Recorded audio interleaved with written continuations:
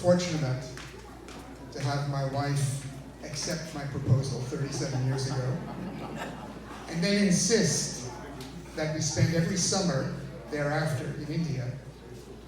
I've become a genuine Indian son-in-law, and I've come to know much of India because although we spend most of our time in Calcutta and Delhi, with frequent trips to Kanpur, we also go to some new place every summer. And I've made my way to Kerala, and I have to say that I enjoy what I think all of you do.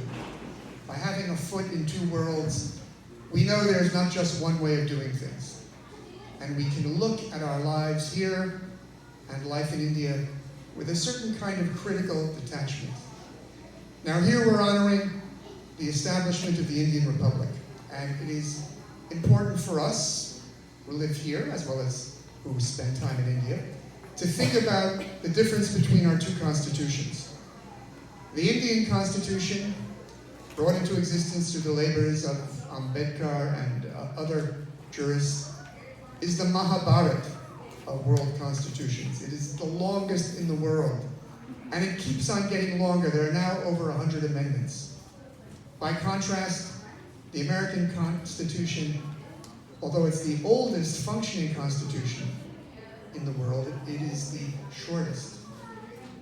And that reflects some very flagrant omissions that are remedied in the Indian Constitution. And what I'm talking about is the American Constitution says nothing about our social rights, our rights to such thing as a right to a job at a fair wage, our right to health care, our right to decent housing, our right to education at all levels, our right to legal care in both civil and criminal cases. The Indian Constitution stands up for all these rights. And when a nation fails to fulfill these rights, it puts in jeopardy the welfare of its families, and it sets the stage for an intensification of economic insecurity and inequality that threatens the very fabric of democracy. Whether in Atlanta or Cochin, we all have to be vigilant to ensure that all our rights are fulfilled so that government by, for, and of the people does not perish from the earth. Thank you.